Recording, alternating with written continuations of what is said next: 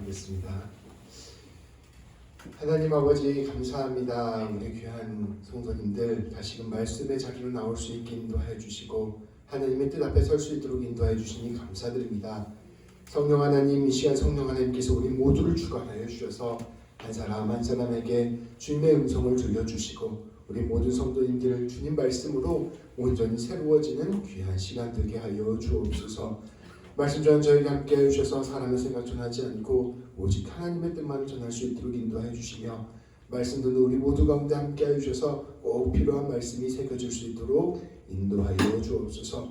예수님의 이름으로 기도합니다. 아멘.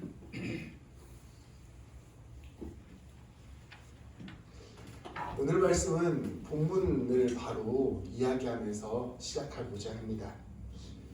예수님께서는 어느 날 감람산으로 향하셨습니다. 이 감람산은 이 감람나무가 올리브나무예요. 그래서 올리브산이라는 뜻입니다. 이 감람산은 예루살렘에 있는 산이었는데 아마도 우리 예수님께서는 이 감람산에 가셔서 기도를 하신 것 같습니다. 기도를 깊이 하면서 하나님의 뜻을 다시금 새기고 하나님께서 오늘 나에게 하시고자 하신 사역이 무엇인지를 다시금 묵상하는 시간을 가지셨던 것 같습니다. 예수님께서는 감람산에서 그렇게 기도를 하고 마치시고 난 다음에 다음 날 예루살렘 성 안으로 들어가셨습니다. 예루살렘 성에는 성전이 있었는데 그 성전에 가셔서 사람들에게 여러 가지 말씀들을 가르치시고자 한 것입니다. 예수님께서는 사람을 고치시기도 하시고 또 위험이 있는 말씀도 전하셨기 때문에 많은 사람들이 예수님께 모여 예수님의 말씀을 경청하기 시작하였습니다. 그렇게 이제 한참을 예수님께서 말씀을 전하고 있는데 멀리서부터 소란스러운 소리가 막 들려옵니다. 사람들이 소리를 지르면서 무언가 아주 시끌벅적하게 다가오는 것이었습니다. 무리를 해치고 예수님께서 그것을 한번 살펴보니 다름 아닌 바리새인들과 서기관들이었습니다. 이 서기관들은 율법학자예요. 그러니까 율법을 가르치는 사람들, 또 바리새인들 이런 사람들이 아주 무리를 지어서 모이려고 있는 것이었습니다. 그 안을 자세히 살펴보니 한 여인이 이들과 함께 있었습니다. 바리새인들과 서기관들은 다름 아닌 간음한 여자를 현장에서 잡아서 끌고 오는 것이었습니다. 이 당시에 여자가 간음을 한다는 것은 사형에 처해질 수 있는 일이었습니다. 출애굽기 20장 10절 말씀이나 신명기 22장 22절 말씀에 보면 이렇게 나와 있습니다. 남편이 아닌 다른 남자와 간음을 한 여자는 잡아서 죽여야 한다. 그러니까 이 유대인들은 이 여인을 죽이고자 성전으로 끌고 온 것이었습니다. 근데 이 유대인들이 이 바리새인들과 서기관들이 이 여인을 바로 죽이는 것이 아니라 예수님께로 데리고 옵니다. 그리고 예수님께 이들이 질문합니다. 예수님, 이 여인을 어떻게 해야 되겠습니까? 율법에 보면 간음한 여인은 죽이라고 명령하였는데 예수님께서는 어떻게 생각하십니까? 라고 물어보았습니다. 이 질문은 아주 교묘한 질문이었습니다.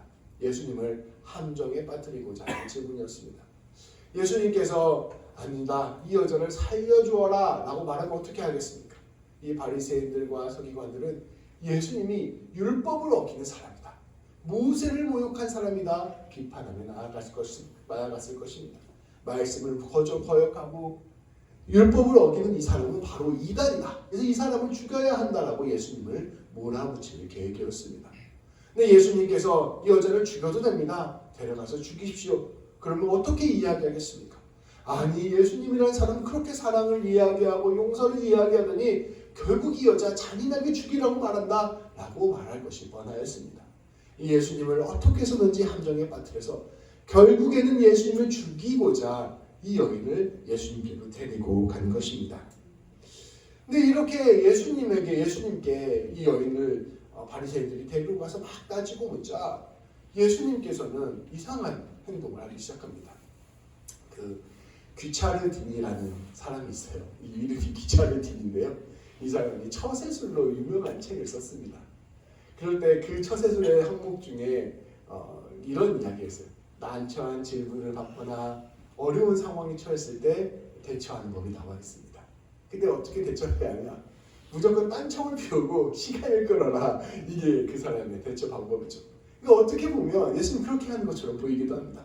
갑자기 예수님께서 몸을 숙이셔서 땅바닥에 글씨를 쓰기 시작하셨습니다. 이 글씨를 뭐라고 썼는지는 성경에 나와 있지 않습니다. 그런데 예수님께서 막 글씨를 쓰고 계신 것이었습니다.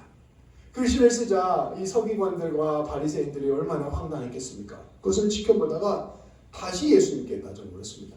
아니 예수님 지금 뭐하고 계십니까? 저희가 질문하고 있지 않습니까? 이 여인 그래서 살려주어야 합니까? 죽여야 됩니까? 예수님 이 여인 어떻게 하는 게 맞습니까? 그러자 예수님께서 일어나셔서 말씀하셨습니다. 이 말씀은 우리 그리스도교인들이라면 한 번쯤 들어봤어요. 어쩌면 예수님을 믿지 않는 사람도 들어봤을 아주 유명한 말입니다. 예수님께서 이렇게 말씀하십니다. 너희 가운데 죄가 없는 사람이 먼저 이 여자에게 돌을 던져라. 너희 가운데 죄가 없는 사람이 먼저 이 여자에게 돌을 던져라. 저는 그런 생각을 해보았습니다.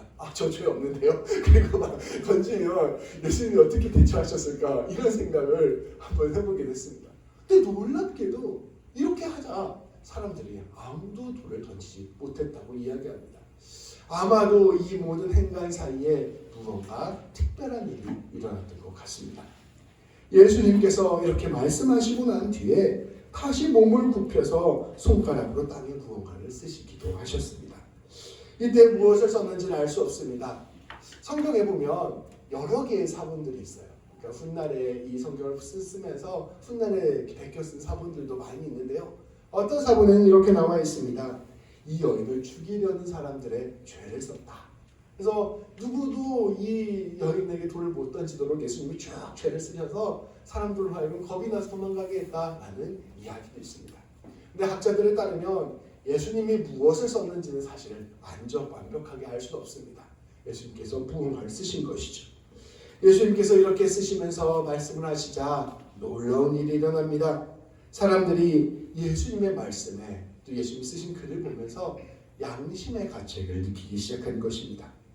결국에 나이 많은 사람들부터 돌을 던지고 돌아가기 시작합니다. 나이 많은 사람들로부터 결국 젊은 사람들에 이르기까지 전부 다 돌을 던지고 그냥 그 여자를 놔두고 돌아가게 됩니다. 그러자 예수님께서는 그 쓰던 것을 멈추시고 여인에게 다가와 묻습니다. 너 지금 너 죽이려던 사람들 다 어디 갔느냐? 너에게 지금 돌을 던지려던 사람들 다 어디 갔느냐? 근데 예수님께서 그 여인이 대답합니다. 지금 이제 다 떠나고 없습니다. 예수님과 저 둘만 남았습니다. 근데 예수님께서 이 여인에게 말씀하십니다. 나도 너를 정죄하지 않으니 돌아가라. 그리고 앞으로 가서는 다시는 죄를 짓지 말아라 말씀하시고 이야기가 마무리됩니다. 오늘 말씀은 우리가 이 오늘 말씀을 생각할 때 이게 어떠한 뜻인가를 우리가 이해하기 위해서는 사실은 우리가 지금까지 계속해서 나누었던 요한복음의 말씀의 맥락 위에서 이 말씀을 이해해야 합니다. 우리는 계속해서 요한복음 말씀을 나누었습니다. 이 요한복음 말씀의 핵심은 무엇이었습니까? 예수님은 어떠한 분이신가? 예수님께서는 이 땅 가운데 오셔서 무슨 일을 하셨는가? 그리고 예수님의 오심과 예수님이 하시는 일이 오늘 우리에게는 어떠한 의미가 되는가? 이것을 요한복음 말씀은 계속해서 우리에게 가르쳐주고 있습니다. 우리 예수님께서는 이 땅 가운데 사실 하나님을 우리에게 선물로 주시기 위해 오셨습니다. 예수님께서는 사람이 떡으로만 사는 존재가 아니라 생명의 떡으로 사는 존재라는 것을 우리에게 보여주셨습니다. 그저 우리가 배불리만 먹으면 다 되는 존재가 아니라는 것입니다. 생명의 떡이신 우리 예수님을 만나고 예수님을 통하여 하나님의 말씀을 먹고 살아야 우리가 진실로 삶을 살 수 있다는 것, 진실로 가치 있고 의미 있고 진짜 삶을 살 수 있다는 것을 우리 예수님께서는 우리에게 말씀해 주셨습니다. 우리 예수님께서는 또한 하나님과의 관계가 없는 종교 생활은 포도주가 떨어진 잔치와 같다라고 말씀해 주셨습니다. 아무리 종교 생활을 열심히 하고 교회 생활을 열심히 한다 하더라도 실제 우리가 그 자리에서 하나님 만나지 못하면 그 모든 행동들은 그저 껍데기에 불과하다는 것을 말씀해 주셨습니다. 예수님의 보혈되신 그 포도주를 마시고 그 예수님의 보혈되신 그의 하나님의 사랑을 깊이 경험하면서 예배를 드리는 것이 우리 가운데 가장 중요한 것이다 라고 우리 예수님께서는 말씀해 주셨습니다. 또한 우리 예수님께서는 하나님과 함께 교제하지 않는 성전의 운영, 또 그런 종교 체제를 지탱하는 제사는 아무런 의미가 없다라는 것을 우리에게 또한 말씀해 주셨습니다. 성령으로 진리로 예배하고 기도하고 교제하는 삶을 살아야 된다. 우리 예수님께서는 우리에게 이렇게 하나님 붙들고 살아가는 삶을 살아야 된다라고 이 땅 가운데 이것을 알려주시기 위해서 이 땅 가운데 오신 것입니다. 그저 우리의 시선 늘 땅을 향하고 있고 우리의 시선 늘 상황과 형편을 향하고 있는데 우리 예수님께서 얘들아 그거 전부 아니야.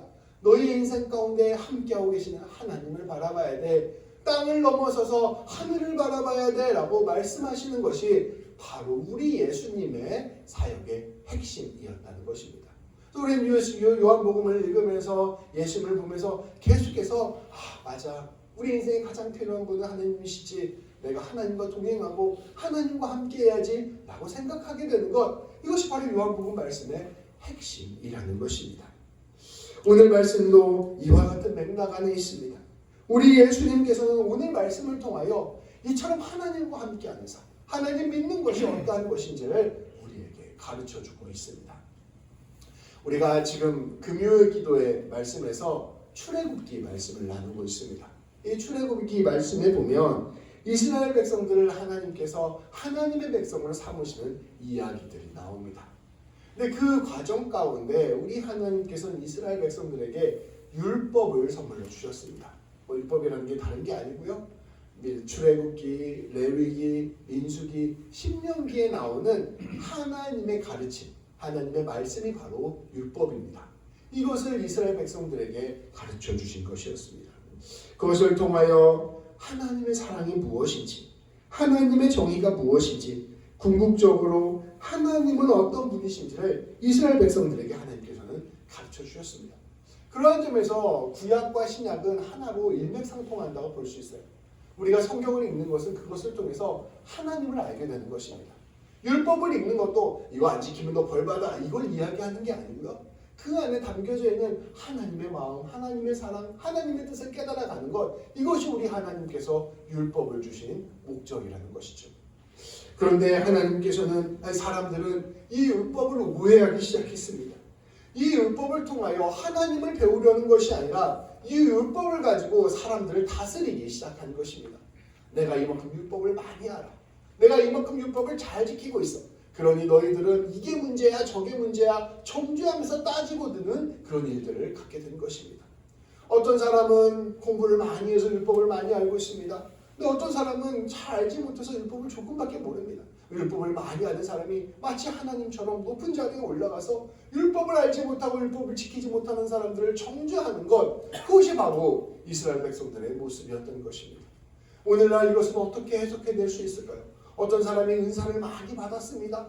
여러 가지 신령한 체험을 했습니다. 내가 이만큼 은사를 많이 받고 신령한 체험을 했어. 그러니 너희는 내 말을 들어야 돼. 이렇게 심판하기도 하는 것입니다. 또 어떤 사람은 높은 직분에 올라갔습니다. 내가 목사니까 너희는 내 말 다 들어야 돼. 자기 직분으로 사람들을 부르기 시작하는 것입니다. 어떤 사람은 내가 이만큼 은혜를 받고 내가 이만큼 많은 성공을 이루었어. 그러니 너희는 내 말을 들어야 돼. 이렇게 하나님 아니라고 주신 그 선물들을 하나님 자리에 올라가서 다른 사람들을 다스리는 다른 사람들이랑 위에 군림하는 그런 도구로 삼아버린 것입니다. 그런데 그러한 사람들 율법을 통하여 하나님을 배우라고 했더니 율법을 통하여 하나님의 자리에 앉아버린 그 사람들에게 진짜 하나님이신 예수님이 오신 것입니다. 그리고 사람들에게 이야기하는 것입니다. 야, 너네 율법 그렇게 쓰는 거 아니야. 이 율법 통해서 하나님 만나라고 했지. 너희가 그 율법 통해서 사람들을 위해 군림하라고 했니? 그러니 율법으로 그런 방식으로 사람들을 사용하지 말고 율법을 통하여 하나님을 만나라라고 가르쳐 주신 것입니다. 그랬더니 놀랍게도 율법을 가지고 하나님의 자리에 앉아있던 사람들이 예수님에게 화를 내기 시작한 것입니다. 도리어 예수님을 죽이려 한 것입니다. 하나님을 통해 율법을 알으라고 했더니 그 율법 가지고 하나님을 죽이려고 하는 아이러니한 일이 발생한 것입니다. 그들은 자기가 잘 알고 있는 율법을 가지고 예수님을 함정에 빠뜨리고자 했습니다. 그리고 율법을 가장 잔인한 방법으로 이용하기 시작했습니다. 이들은 율법을 통하여 한 여인의 목숨을 담보 잡았습니다. 그리고 이 여인이 죽을 죄를 지었다는 빌미로 이 여인의 목숨을 가지고 이것 마냥 자기 것 마냥 다루었습니다. 이 여인이 돌에 맞아 죽든 이 여인이 살아남든 아무 관심이 없었어요. 이 여인의 인생이 어떠하든 아무 관심이 없었습니다. 이제 이 여인 죄 지었고 그러니까 이 여인의 목숨은 우리 것이니 이 목숨 가지고 예수님 한번 협박해보자, 이런 것이 바로 바리새인들과 서기관들의 모습이었던 것입니다. 마치 실험실의 쥐처럼 이 여인의 목숨을 예수님을 죽이는 함정에 미끼로 이용한 것입니다. 우리 예수님께서는 이러한 상황 속에서 어떻게 반응하셨을까요? 하나님을 알지 못하고 하나님에 대적하여 이 하나님이 주신 선물조차 자기를 높이는 데 사용하는 이 사람들에게 어떻게 반응하셨을까요? 우리 예수님께서는 그 사람들의 마음속을 뚫고 가시는 방법을 선택하셨습니다. 중요한 것은 마음입니다. 우리의 내면이 바뀌지 않으면 우리에게 주어진 모든 것들은 우리의 내면의 모습으로 위한 도구로 사용되는 것입니다. 우리 유명한 노벨상 있잖아요. 우리 훌륭한 사람들에게 주는 노벨상. 이 노벨이 다이너마이트를 개발했어요. 폭탄을 개발한 거죠. 이 다이너마이트를 개발을 해서 이렇게 바위도 깨고 산도 깨고 이렇게 해서 길도 내고 동굴도 만들고 사람들에게 좋은 대로 사용하라고 이 다이너마이트를 만들었는데 사람들이 그거 가지고 가서 다 폭탄 삼아서 사람 죽이는 일에 사용하는 것입니다. 이 노벨이 그걸 보고 얼마나 마음이 아파했을까. 그래서 자기가 모은 이 돈을 가지고 상을 만들었습니다. 그래서 이제 인류에게 궁원한 사람들에게 큰 도움을 준 사람들에게 선물, 자기가 모은 돈을 가지고 상을 줘서 사람들이 바른 길로 가도록 인도해야겠다라고 생각해서 만든 상이 바로 노벨상입니다. 우리가 어떤 물건을 가졌을 때 내가 나쁜 마음을 가지고 있으면 그것이 나쁜 일에 사용됩니다. 근데 내 마음이 좋은 마음이고 선한 마음이면 나에게 주어진 모든 것들이 선한 일에 사용됩니다. 좋은 칼이 요리사에게 들리면 아주 좋은 요리를 만드는 도구가 되지만 강도에게 들리면 사람을 해치는 무기가 되는 것입니다. 예수님께서는 이걸 너무나도 잘 알으셨기 때문에 이 이스라엘 백성들, 서기관들과 율법학자들의 마음속을 뚫고 들어가시기로 결심하신 것입니다. 그래서 그들의 마음을 뒤집으시는 일을 하시고자 한 것이었습니다. 문제는 율법이 아니었습니다. 문제는 죄에 빠진 사람들이 율법을 그렇게 사용하는 것이 문제였습니다. 마음을 뚫어 뒤집는다는 것은 무엇일까요? 우리의 마음이 어떻게 뒤집어질 수 있을까요?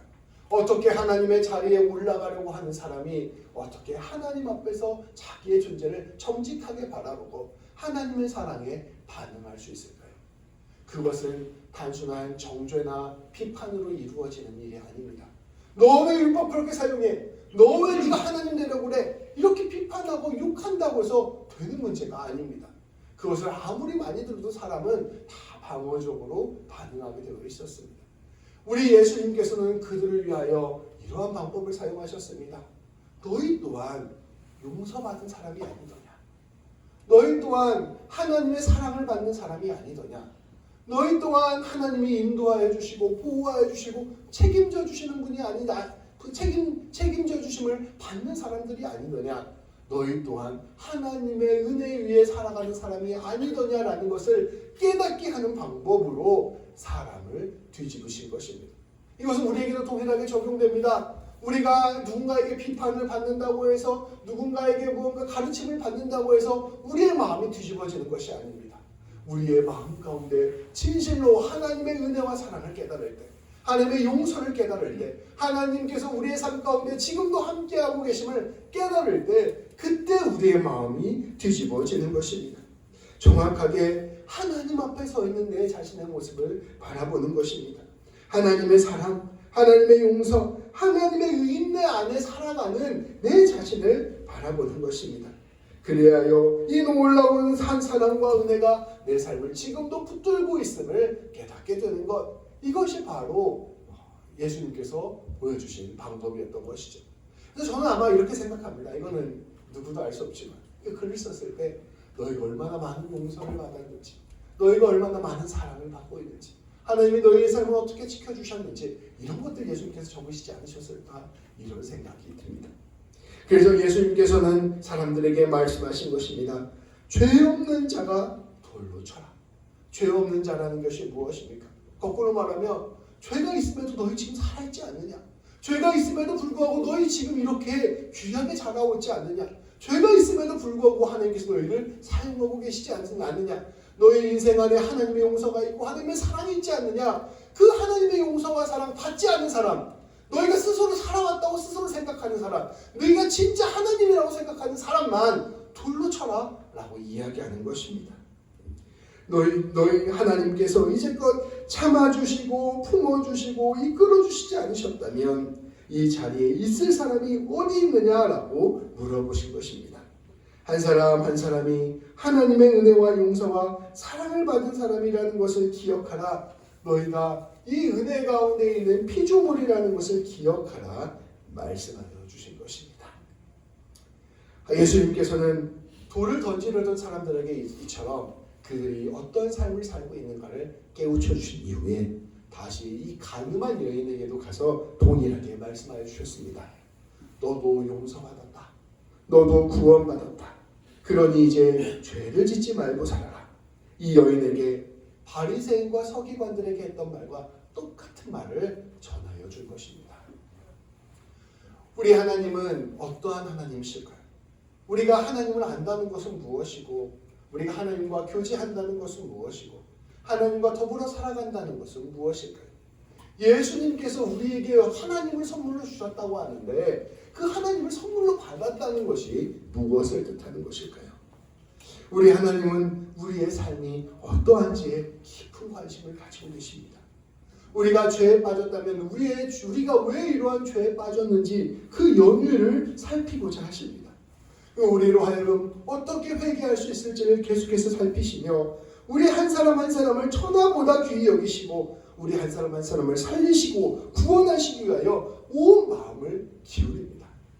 우리의 인생길 되돌아보면 고생도 많았고 어려움도 많았고 굽이굽이 해결되지 않은 문제들도 많이 있지만 사람의 시선이 아니라 하나님의 시선으로 보면 어떻게 해서든지 우리로 하여금 하나님 알게 하시고 어떻게 해서든지 우리로 하여금 하나님 찾게 하시는 그런 역사였음을 우리는 되돌아볼 수 있는 것입니다. 우리가 이처럼 예수님을 믿게 되고 하나님의 백성이 되었다는 것 그 자체가 하나님께서 수십 년 동안 우리의 인생 가운데 일하시고 있었다는 것의 증거입니다. 우리가 하나님의 은혜 가운데 용서 가운데 살아가는 존재라는 걸 깨닫는 것, 이것이 바로 우리 하나님을 아는 것입니다. 그런데 이처럼 은혜를 받은 우리가 다른 사람을 하나님의 이 마음으로 바라보지 않는 것 그 자체가 죄인 것입니다. 우리 예수님께서는 이것을 우리에게 깨우치고자 하신 것이었습니다. 우리 예수님께서는 우리에게 하나님을 전하러 오셨습니다. 우리 예수님은 이 땅 가운데 예배를 회복시키기 위하여 오셨습니다. 우리 예수님께서는 우리에게 생명의 떡을 주시기 오셨습니다. 이것은 바로 우리의 모든 것들이, 우리의 생명이 다 하나님으로부터 왔음을 아는 것입니다. 우리가 참으로 용서받은 사람이라는 것을 깨닫는 것입니다. 하나님의 지극한 사랑과 은혜 안에서 사는 존재라는 것을 깨닫는 것입니다. 이것이 바로 예수님께서 우리에게 진실로 말씀하고자 하는 것의 핵심입니다. 성도 여러분, 마음의 문을 열고 하나님을 구하십시오. 하나님의 용서를 가르쳐 주시고 하나님의 은혜를 가르쳐 주시고 하나님의 사랑을 가르쳐 주옵소서 간구하며 나아가십시오. 우리가 하나님 은혜를 주십시오, 용서를 주십시오, 사랑을 주십시오 이렇게 기도하지만 우리가 기도하며 나아갈 때 그 모든 것들이 우리의 인생 가운데 이미 가득 차 있음을 우리는 깨닫게 될 것입니다. 그리고 그렇게 하나님의 은혜와 용서와 사랑이 내 인생 가운데 가득 차 있다는 사실을 깨달은 사람만이 비로소 하나님의 사랑을 전할 수 있고 하나님의 용서를 전할 수 있고 하나님 뜻대로 나눌 수 있는 것입니다. 그 놀라운 은혜의 자리로 한 걸음 나아가기를 소망합니다. 귀한 성도 여러분, 하나님을 깊이 바라봅시다. 우리가 아는 것 같으나 알지 못하는 것이 바로 하나님입니다. 우리가 아는 것 같으나 알지 못하는 것이 하나님의 사랑이요, 하나님의 용서요, 하나님의 은혜입니다. 우리는 아무리 애를 써도 이것 아주 작은 조각조차 알지 못하는 것입니다. 아는 것 같으나 알지 못하는 이것을 깊이 깨닫고 날마다 하나님을 힘써 알아갑시다. 그 하나님을 알아가는 것, 그것이 우리 성도님의 삶을 완전히 새롭게 이끌 것입니다. 이 여인이 용서를 받고 완전히 새로운 삶을 살아갔을 것입니다. 서기관들과 율법학자들이 진실로 자신의 모습을 하나님 앞에서 깨닫게 되었다면 이들의 인생은 완전히 뒤바뀌었을 것입니다. 이러한 놀라운 뒤바뀜의 역사가 우리 성도님들의 삶 가운데 가득하기를 주님의 이름으로 축복합니다. 기도하시겠습니다. 하나님, 우리는 하나님께서 천하보다 귀히 여기시고 창조하여 주시고 인도 보호하여 주시고 책임져 주시고 구원하여 주시는 귀한 존재라는 것을 아버지 오늘 다시금 말씀을 통하여 깨닫게 하여 주시니 참으로 감사드립니다. 하나님이 놀라운 주님의 은혜와 사랑을 진실로 아는 자들 될 수 있도록 인도하여 주옵소서. 사람의 생각과 사람의 의지와 사람의 지혜로는 도저히 알 수 없는 하나님의 이 놀라운 은혜를 날마다 성령님으로 함께하여 주셔서 깨달을 수 있는 은혜를 허락하여 주옵소서. 하나님을 깊이 알므로 말미암아 우리의 모든 것들이 변화되게 하시고 하나님을 깊이 알므로 말미암아 우리의 심령이 뒤집어지게 하여 주셔서 우리가 진실로 이 땅 가운데 예수님 닮아 예수님 사랑 전하는 귀한 사람들 될 수 있도록, 그렇게 주의 은혜 가운데 복 가운데 살아가는 사람들 될 수 있도록 인도하여 주옵소서. 우리 주님 예수님의 이름으로 기도합니다. 아멘. 다 같이 찬송가 260장